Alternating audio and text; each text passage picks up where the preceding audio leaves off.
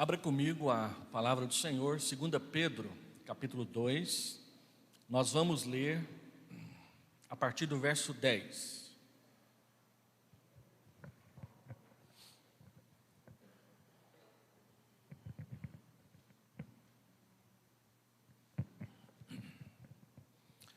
Segunda Pedro, capítulo 2, verso 10 até o final.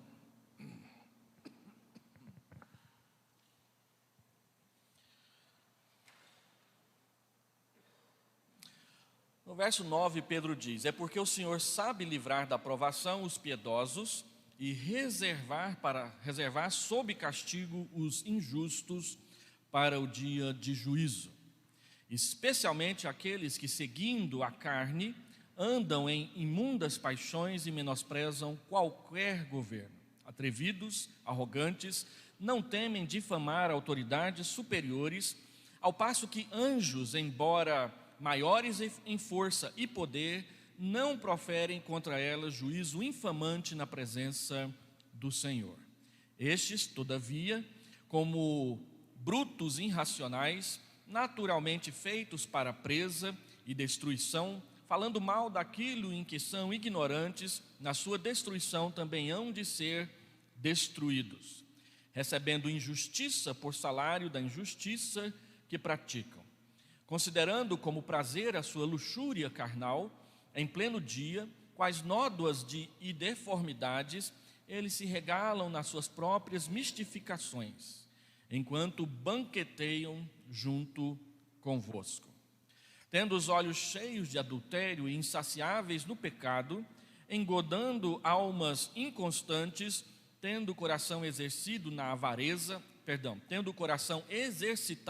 avareza, filhos malditos, abandonando o reto caminho, se extraviaram, seguindo pelo caminho de Balaão, filho de Beor, que amou o prêmio da injustiça. Recebeu, porém, castigo da sua transgressão, a saber, um mundo animal de carga, falando com voz humana, refreou a insensatez do profeta. Esses tais são como fontes sem água, como névoas impelidas por temporal.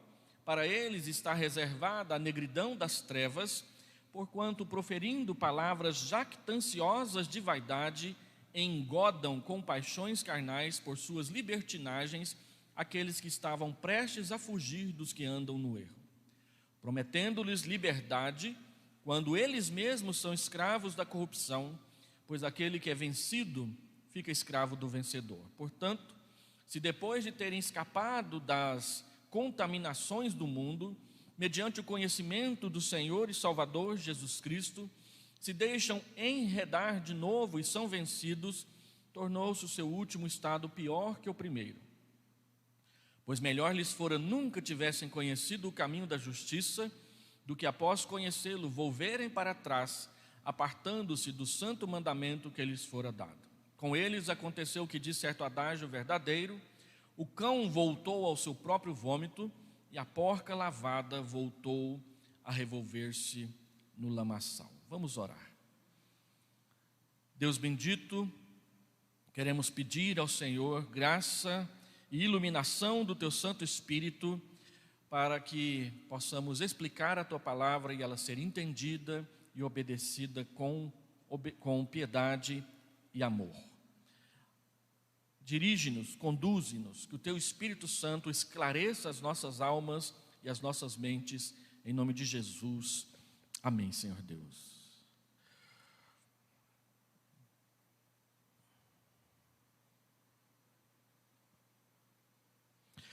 Quando nós falamos então de 2 Pedro, o tema central de 2 Pedro é a refutação do ensino dos falsos mestres que estão presentes dentro da igreja.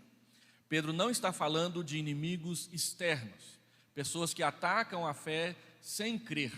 Ele está falando de pessoas que, estando dentro da igreja, se desviam da verdade e passam a ensinar o erro no meio do povo de Deus.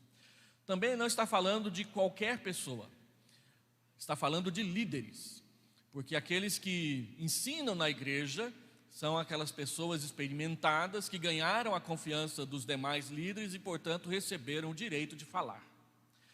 E isso é o que torna o problema dos falsos mestres mais perigoso, porque os falsos mestres, eles não chegam à frente para falar sem primeiro ganhar a confiança do povo de Deus. Nós estamos trabalhando 2 Pedro na perspectiva de falar sobre fortalecer a fé dos irmãos. Nós falamos que a fé dos irmãos é fortalecida quando nos firmamos no alicerce para uma vida piedosa, que é Jesus, conforme ele ensina no capítulo 1. A nossa fé, ela é fortalecida quando nos lembramos e associamos as virtudes do fruto do Espírito Santo para a nossa santificação. A nossa fé é fortalecida, em terceiro lugar, quando nós abraçamos e entendemos pelo menos os 3 fundamentos da verdade cristã, que é o testemunho apostólico, que é a Escritura Sagrada e que é o próprio ensino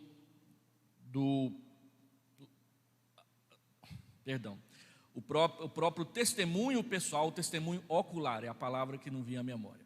O testemunho ocular dos apóstolos com respeito ao Senhor Jesus Cristo. Quarto lugar, nós também falamos que nossa fé é fortalecida quando nós sabemos que diante do ensino dos falsos mestres, Deus nos protege, Ele sabe livrar o piedoso nas suas provações. E uma das provações é ter de lidar com falsos ensinos que são proferidos na igreja. Hoje nós vamos falar que a fé é fortalecida quando nos afastamos da nulidade dos falsos mestres. Pedro nos dá 2 argumentos a respeito disso aqui nesse texto.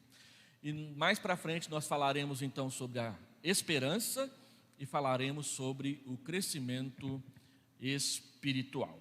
Introduzindo então, a principal característica do falso ensino é a sua atratividade.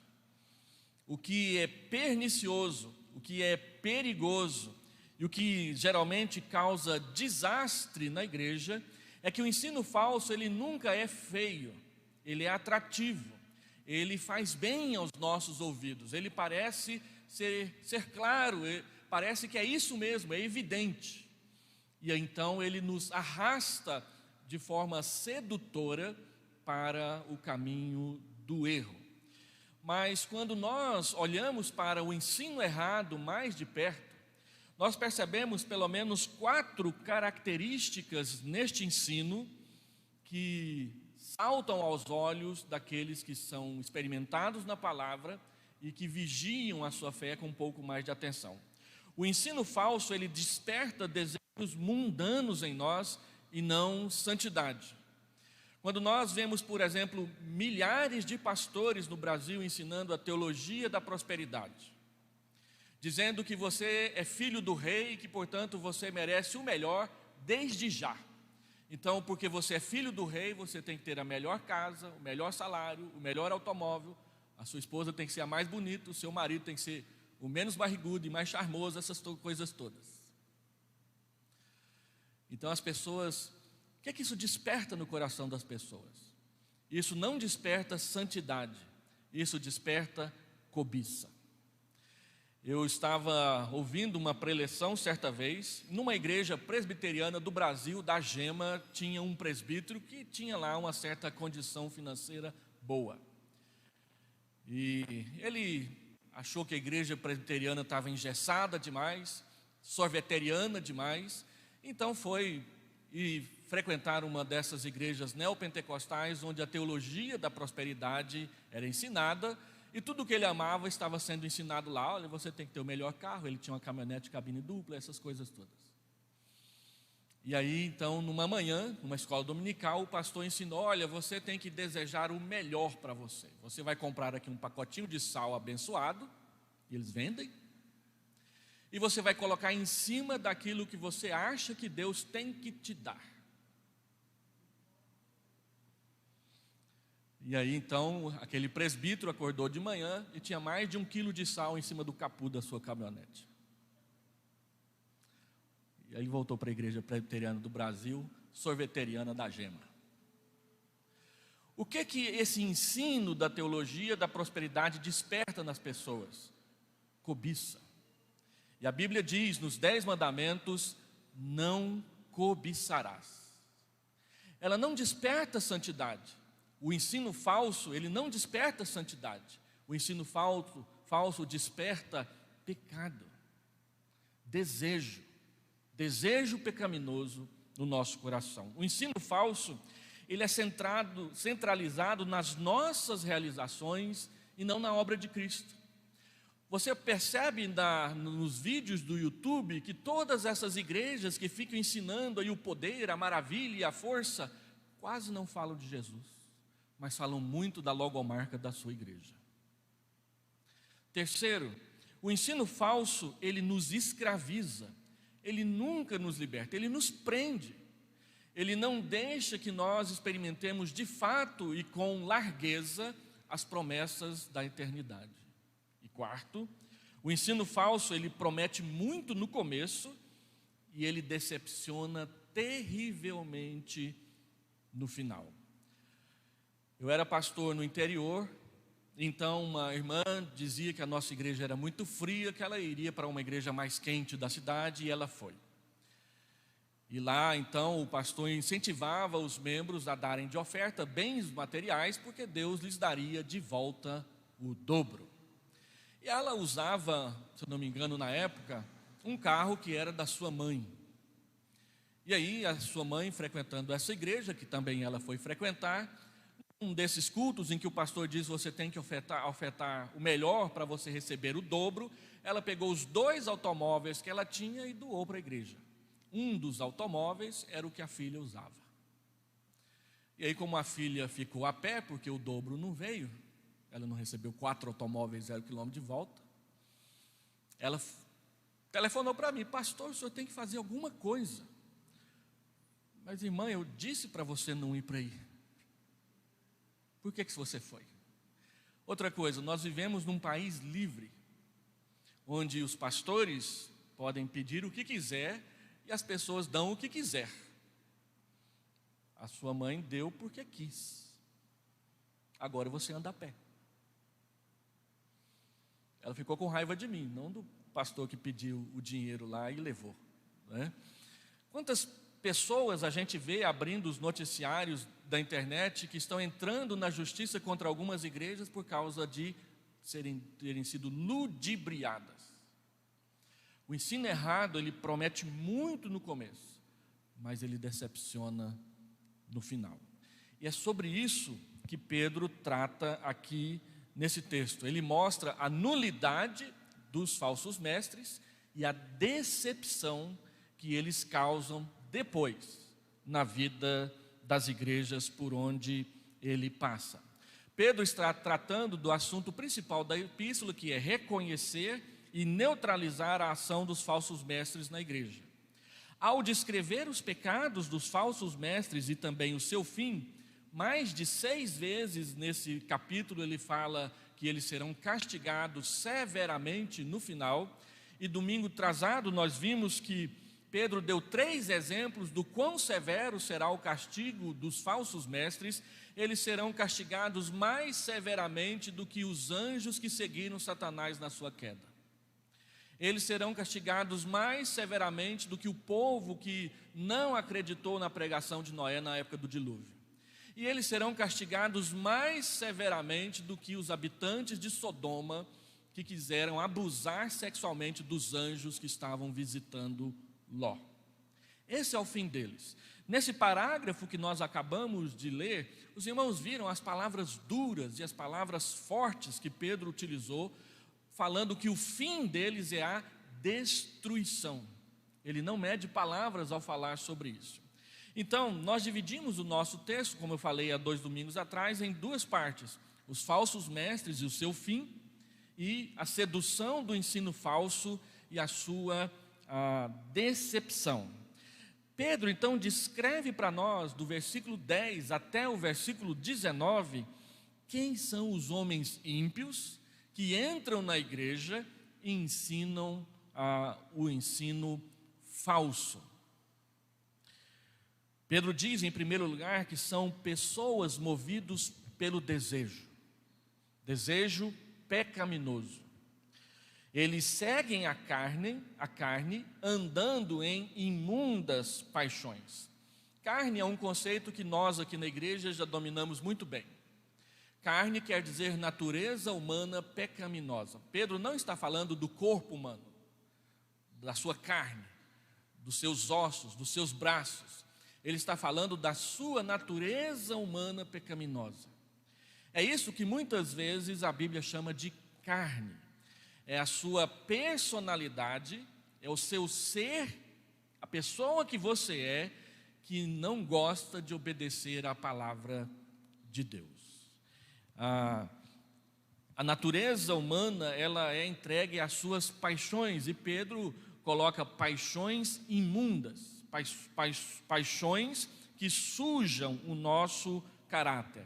Paixões imundas aqui no texto é a manifestação daquilo que Paulo chama de obras da carne, em Gálatas capítulo 5, a partir do verso 19. Impureza, lascívia, prostituição, ciúmes, inveja, ira, feitiçarias, glutonarias, bebedices, todas essas coisas que nos afastam de Deus e nos afastam uns dos outros. Ser carnal é ser movido por desejos pecaminosos que abandonam o caminho da santificação. Os falsos mestres, eles não são movidos pela santidade, eles são movidos por desejos carnais, geralmente sucesso, dinheiro e poder. São os três grandes chamariz para que as pessoas se desviem da palavra de Deus: sucesso, ser conhecido, poder, ter domínio sobre pessoas e coisas, e dinheiro, ganhar mais do que o necessário para o seu sustento. Pedro descreve a seguir como que estes falsos mestres ganham a atenção da igreja e assim recebem o direito de ser ouvido. É interessante que Pedro diz que eles ganham atenção e respeito através da difamação. Eles ficam apontando o dedo para coisas na igreja, geralmente doutrinas que não são muito agradáveis, difamam e dizem que tem algo melhor para oferecer. E aí as pessoas lhes dão o púlpito e elas pregam. Elas constroem a sua fala em cima da difamação. E isso não acontece assim em público. Acontece na maioria das vezes como Absalão fez com Davi. Durante 3 anos, vocês se lembram, Absalão ia para a porta da cidade e ficava difamando seu pai para que as pessoas não confiassem mais nele e dizendo que se ele fosse o rei, ele faria melhor. É assim que os falsos mestres ganham o ouvido. Na surdina, devagarzinho, com paciência, vai minando, falando mal dos líderes que estão diante da igreja de Deus. Eles ganham a atenção dessa forma. Pedro usa aqui 3 palavras que classificam a forma como os falsos mestres ganham a atenção das pessoas. A palavra menosprezo, a palavra atrevido e arrogante e a palavra difamação. Eles têm menosprezo pelas coisas organizadas, não gostam de nada que implique em obedecer e seguir um padrão. Eles menosprezam estruturas. Segundo, eles têm atrevimento e arrogância ao questionar o ensino correto. Eles falam com firmeza e com dureza, dando a entender que o que eles estão falando é o certo. Mas é pura atrevimento, é puro, conforme diz a palavra de Deus, arrogância. Arrogância nem sempre é aquela pessoa que levanta o nariz e fala alto diante de nós. Na maioria das vezes a arrogância, ela é quieta, ela vem no menosprezo, naquela capacidade de nunca ouvir o outro e de sempre dizer que o que você faz, o que você sabe é superior ao que as outras pessoas fazem. E terceiro, aí no texto, Pedro diz que eles difamam os verdadeiros líderes a fim de oferecerem o seu ensino falso no lugar. Menospreza tudo aquilo que é correto e organizado, com atrevimento questiona o ensino que está sendo dado, e depois eles então difamam. Difamar é acabar com a fama. A principal estratégia política no nosso país para que os nossos candidatos sejam eleitos é difamar o oponente.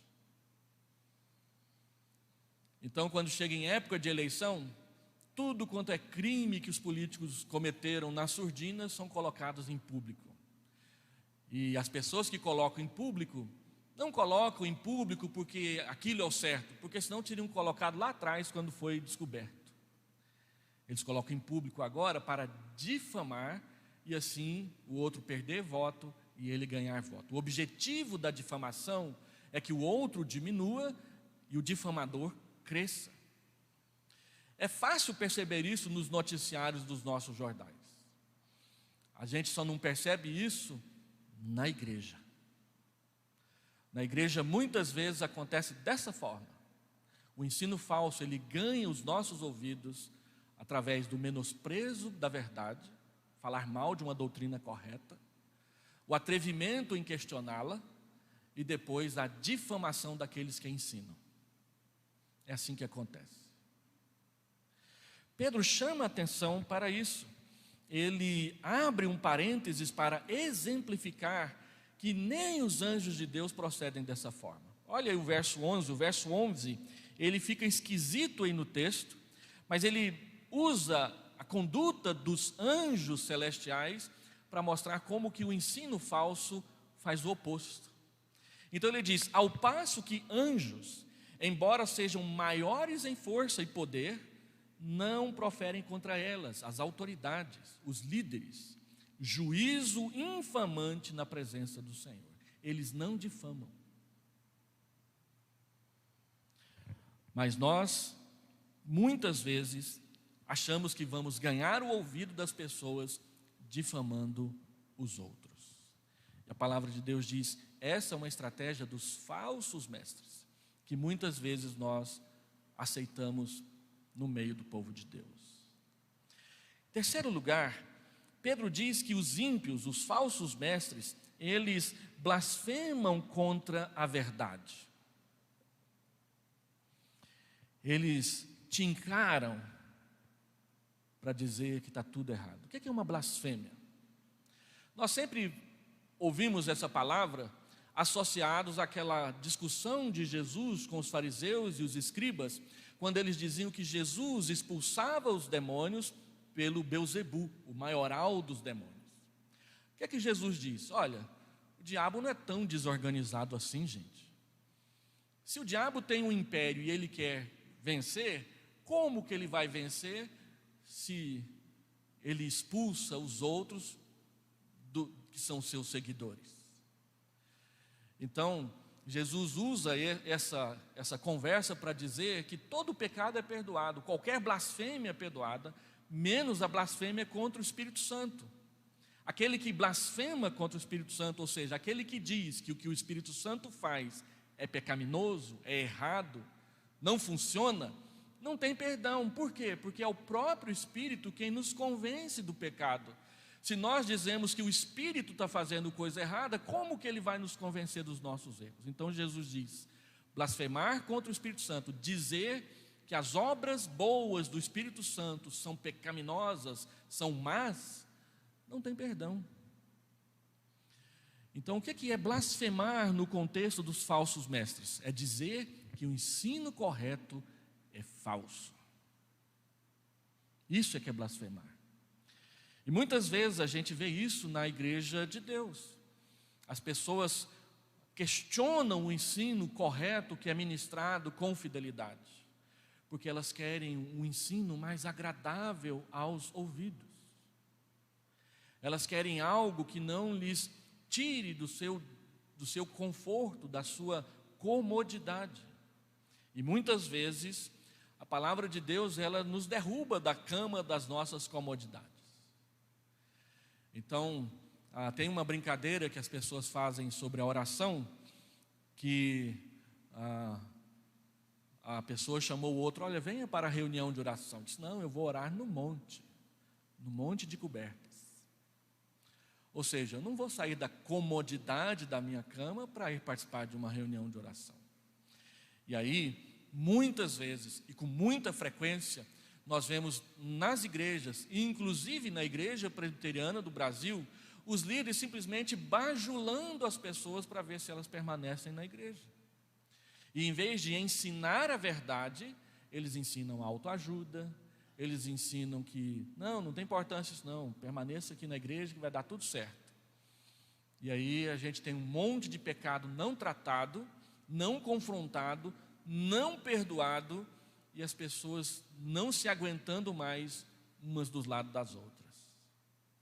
Porque não é a palavra que é proferida, mas bajulação, massagem do ego, um amor com muitos abraços, mas sem nenhuma verdade. E isso faz mal para a igreja, não faz bem para a igreja.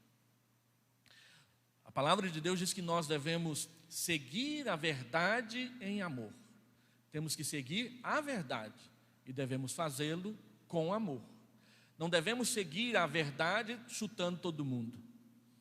Claro que nós devemos ser educados, hospitaleiros, cordatos, mas haverá momentos em que a gente vai ter que levantar a bandeira e dizer: daqui eu não posso passar.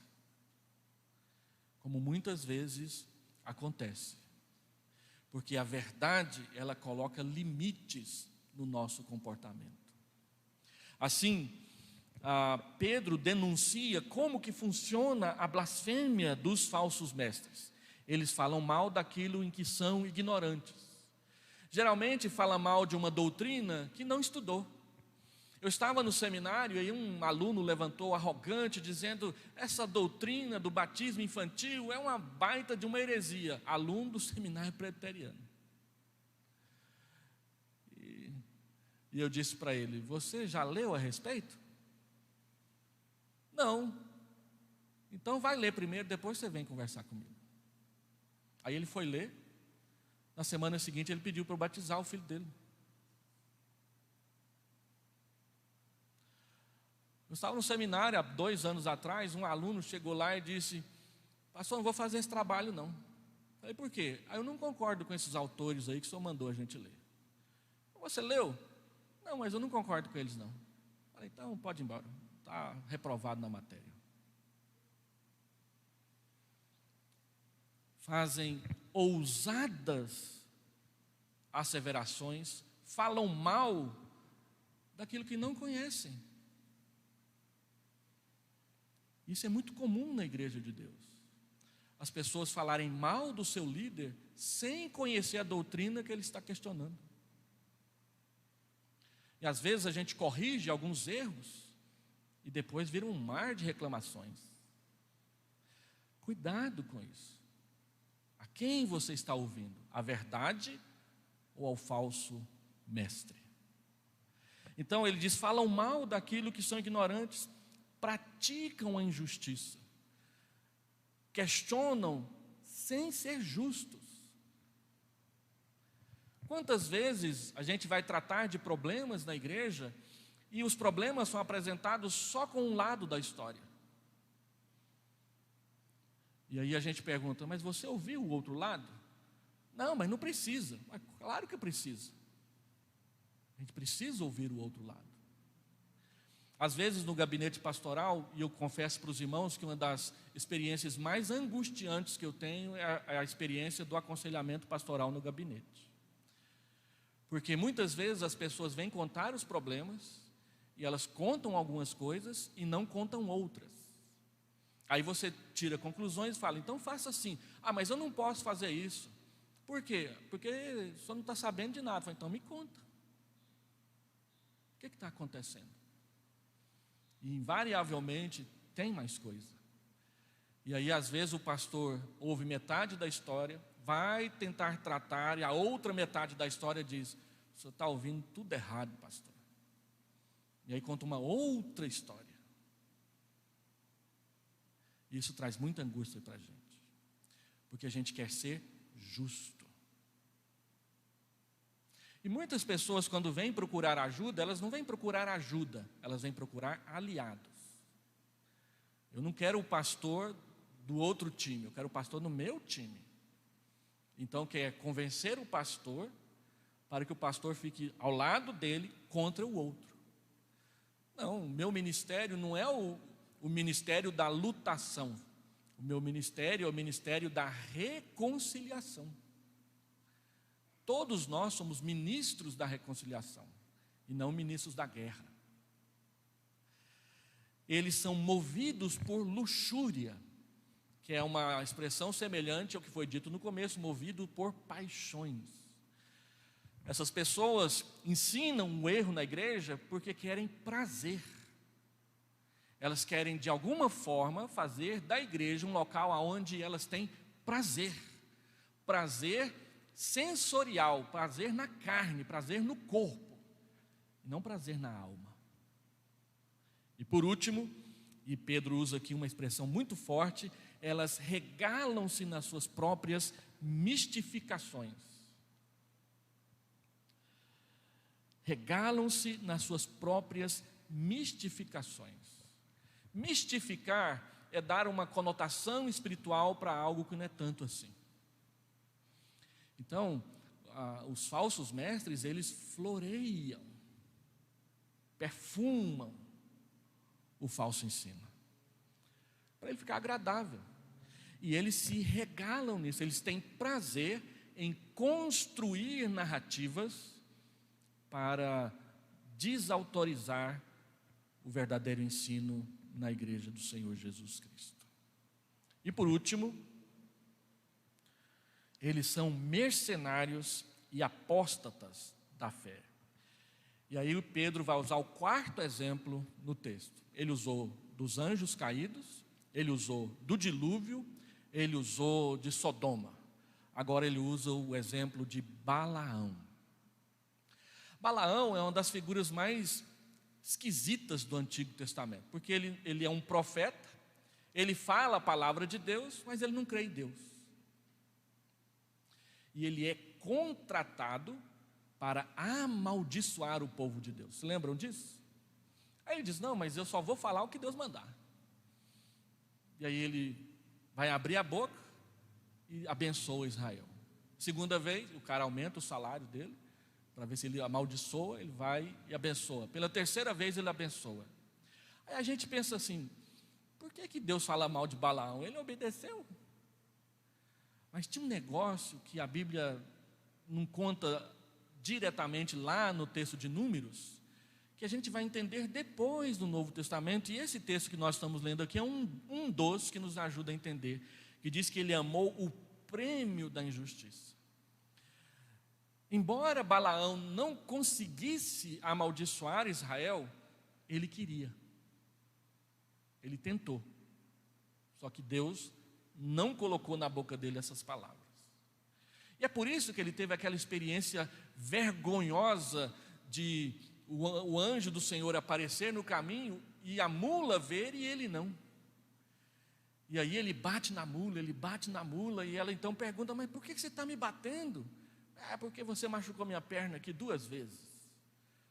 E então ela pergunta: mas você não presta atenção? É costume eu fazer isso com você? Ele disse: não, você sempre foi uma mula muito boa. Aí ele vê o anjo. Quando ele vê o anjo, ele percebe que ele está errado. Mas mesmo assim, acontece no capítulo seguinte o problema de Baal-Peor. O que foi o problema de Baal-Peor? Ele aconselhou Balaque a enviar prostitutas para o meio de Israel e associar a prostituição com o culto. E então o povo adorava Baal-Peor com prostituição. No culto tinha prazeres carnais, adultérios, fornicações, atos sexuais.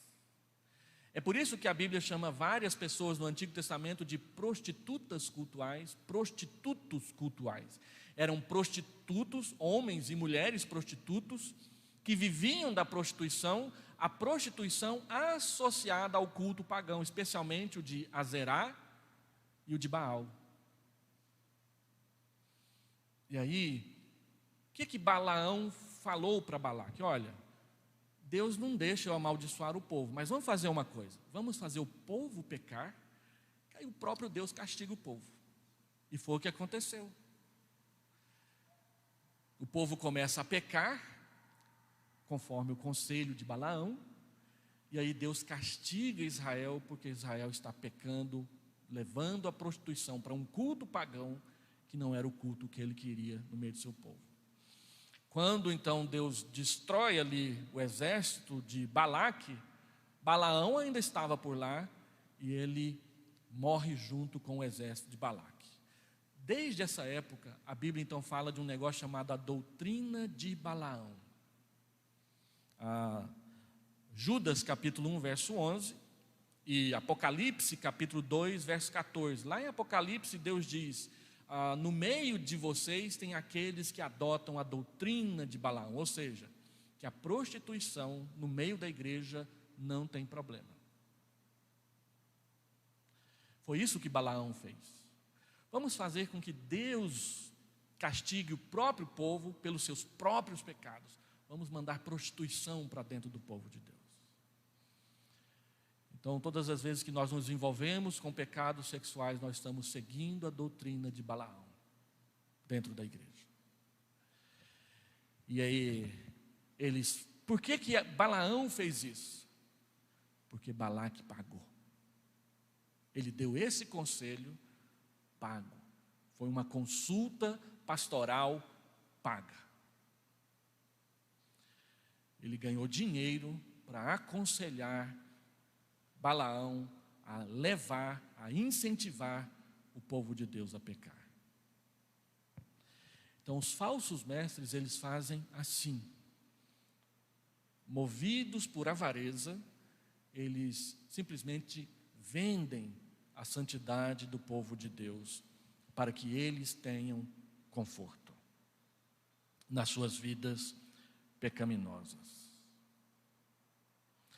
Pedro então chama esses falsos mestres de adúlteros, insaciáveis e avarentos. Eles seguem o caminho de Balaão. Esse é um desenho, um dos mais bonitos que a gente conhece, do encontro de Balaão com o anjo no caminho lá para amaldiçoar Israel. Então, em segundo lugar, depois de ver a nulidade do ensino do falso mestre, Pedro então mostra onde que isso vai dar. E aí ele usa algumas figuras que falam por si só. Quem são os falsos mestres? Eles são fontes sem água. Um lugar onde deveria matar a sede, não tem água. Eles são névoas impelidas pelo vento. Névoa tampa o sol, mas não traz chuva. E às vezes até atrapalha você dirigir. Uma das coisas que os motoristas mais têm medo na estrada é serração. Porque você perde a visibilidade, você não enxerga as coisas. A doutrina do falso mestre, ele faz isso, eles enchem de névoa a nossa vida, mas não tem chuva, não rega a terra, não ajuda, atrapalha. Eles engodam com paixões carnais os que estavam prestes a fugir do erro. Jesus aplica esse tipo de acusação aos fariseus e aos escribas. Ele diz: olha, eles ficam na porta e não deixam as pessoas entrar. Lembra disso lá em Mateus 23? Os fariseus, eles não entram e não deixam os outros entrar. Então eles engodam. Engodar é enganar, ludibriar, pescar com isca, seduzir, para mudar de rumo o olhar. Em vez de prestar atenção na verdade, e então resolver fugir do erro, olhar para o outro lado. O que aconteceu com a mulher de Ló? Saia da cidade, não olhe para trás. E a Bíblia diz que ela olhou para trás e virou uma estátua de sal. Ela deixou de fugir do erro, porque sentiu saudade da vida do erro. E por último aqui, eles prometem liberdade, sendo eles mesmos escravos do pecado. Ali eu escrevi errado. Sem que eles mesmos fossem livres do pecado. Eles são escravos do pecado e o seu ensino escraviza ao pecado do qual eles são escravos aqueles que lhes dão ouvido no meio do povo de Deus. Então ele usa duas imagens que não são muito agradáveis. O cão, que se alimenta do seu próprio vômito, não vou nem explicar melhor, porque a imagem já causa náuseas em algumas pessoas. E a porca, que você pega ela lá no chiqueiro, dá um banho nela, joga o talco, pompom nela, e depois, na hora que você solta ela, ela vai rebolando e entra na lama outra vez. Esse é um dos textos mais usados para dizer que a doutrina da eleição, conforme a teologia reformada ensina, tem falhas. Os pentecostais, os arminianos e os neopentecostais citam esse texto para dizer que uma pessoa pode ser salva e depois perder a salvação, porque diz, olha, conheceu e agora volta para o pecado. Mas o texto diz que você lavou a porca e a porca voltou para a lama. Por quê? Porque a natureza dela é voltar para a lama.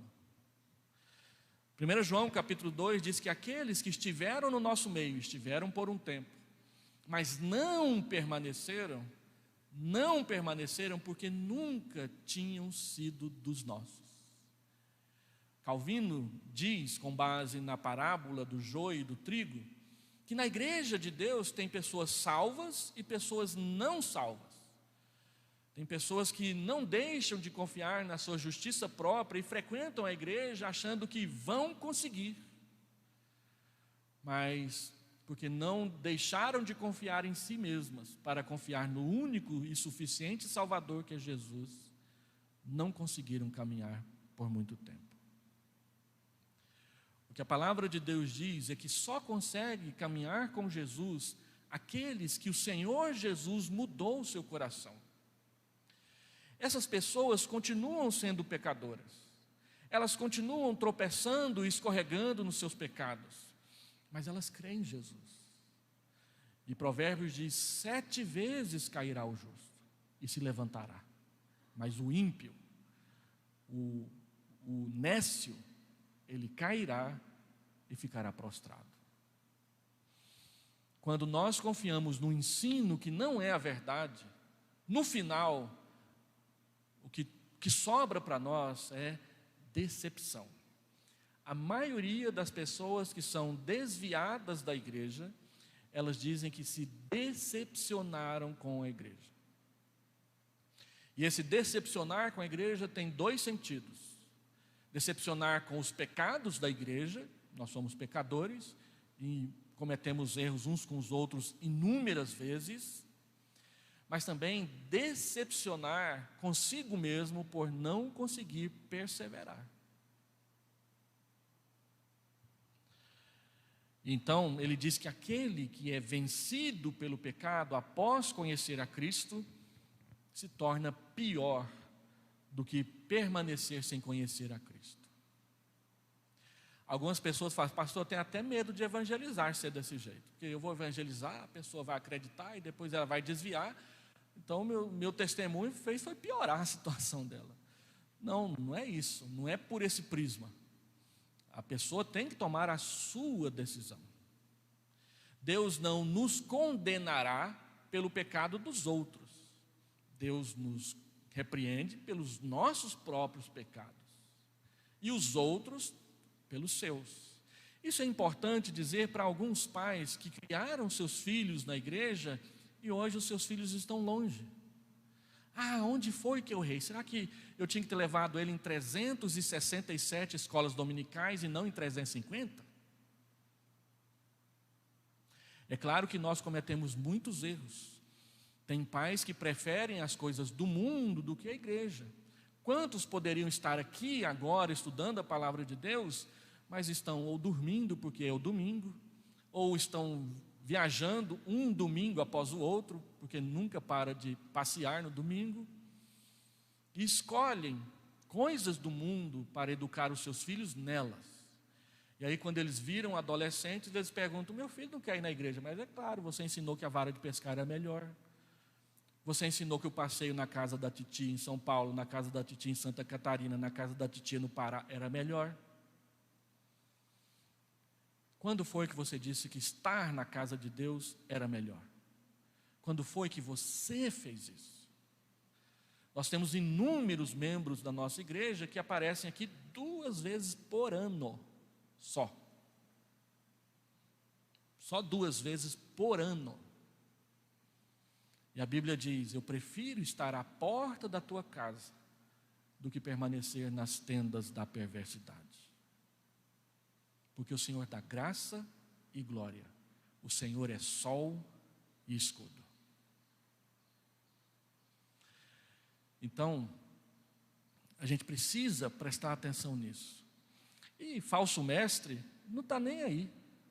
Falso mestre diz: tudo bem, meu irmão, vai dar certo lá no final. E a coisa não dá certo. E depois lamenta. Eu fui pastor de um senhor que era muito gente fina. E ele tinha filhos que seguiam o exemplo dele. Ele saía para andar de bicicleta nessa cidade, levava uma turma de membros da igreja para andar de bicicleta com ele e terminava no final do dia num bar, todo mundo tomando cerveja. Beleza. Aí do pastor se falasse contra isso. Mas um dia, os seus filhos começaram a fazer igualzinho. E aí ele chegou para mim e disse: meus filhos não querem ir na igreja, pastor. Eu falei: mas para onde que você os levou primeiro? Lá para o bar. Então é lá que eles vão adorar a loira, a cerveja. Isso acontece. Quando Pedro termina, ele diz o seguinte: o seu castigo é certo. Deus sabe livrar o piedoso da provação. Deus livrará a sua igreja do falso ensino. Se ela ama a verdade e se ela quer crescer. Então, Pedro diz no capítulo 2, aí, verso 17: para eles está reservada a negridão das trevas. Eu fico assustado com esse texto. Por quê? Tiago diz que não devemos, muitos de nós na igreja, se tornarem mestres. Lembram desse versículo? Toda vez que eu quero convidar alguém para aceitar, concorrer ao presbiterato, ao diaconato, ou conversar com uma pessoa que a gente vê vocação pastoral, é o primeiro versículo que ele lembra: pastor Tiago lá, não pode ser muito mestre não. Por quê? Porque havemos de receber maior juízo. Aqueles que ensinam na igreja vão receber juízo maior. Lá não fala condenação, nenhuma condenação há para os que estão em Cristo Jesus, Romanos 8, verso 1. Mas vai receber juízo. Por quê? Porque está ensinando a palavra de Deus. Isso é sério. Deus vocaciona as pessoas que Ele quer usar para fazer isso. E elas devem obedecer. Jeremias, quando Deus o vocacionou, ele diz: eu não passo de uma criança. E Deus diz: estou nem aí. Eu vou colocar as palavras na sua boca e você vai dizer. Moisés diz: eu sou pesado de língua. Tem gente que fala que Moisés é gago. Eu não acho que Moisés era gago. Eu acho que pesado de língua, ele era tímido, ficava nervoso quando ia falar. Tanto é que nas primeiras vezes que ele fala com Faraó, é Arão que fala. Aí depois ele perde o medo e é só ele que fala. Mas é disso que a Bíblia fala. Agora, se o mestre verdadeiro recebe maior juízo, o falso mestre recebe a negridão das trevas.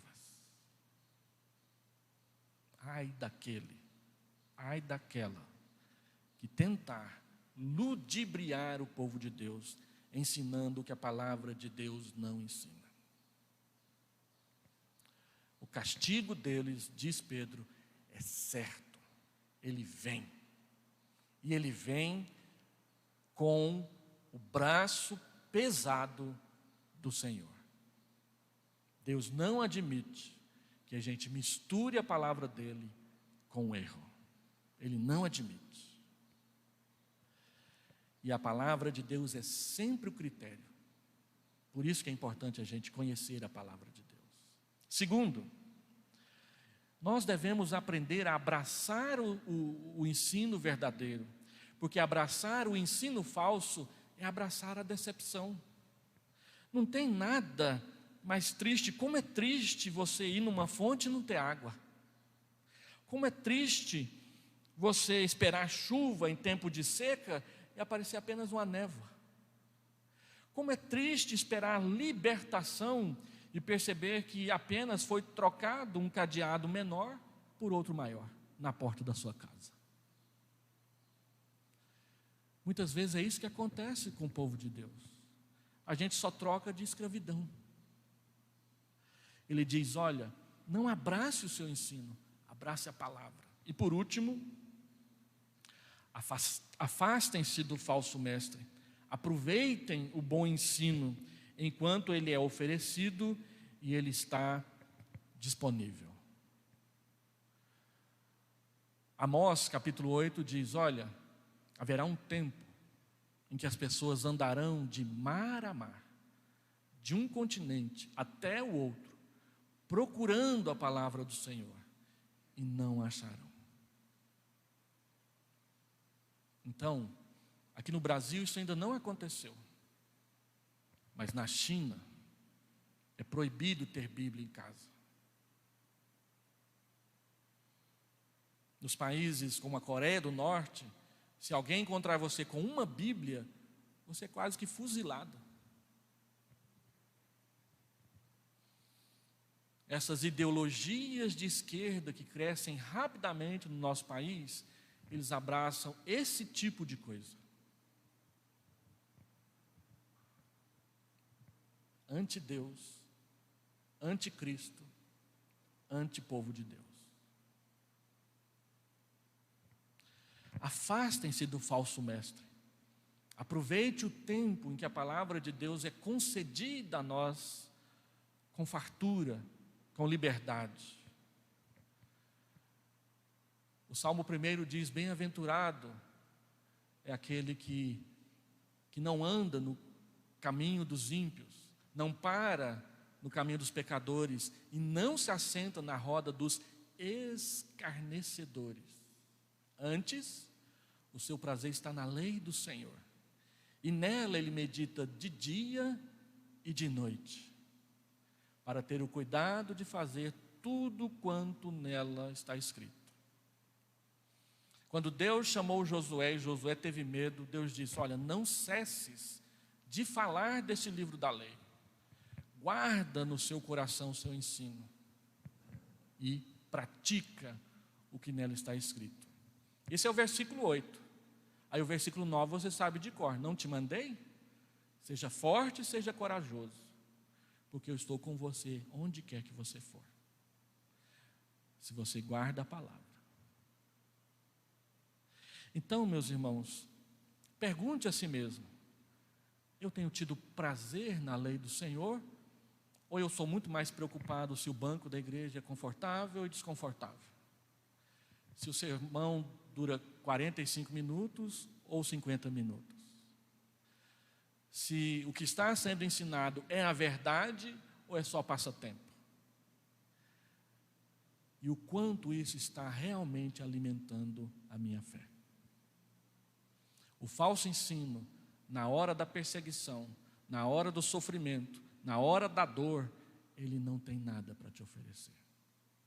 Mas a verdade tem.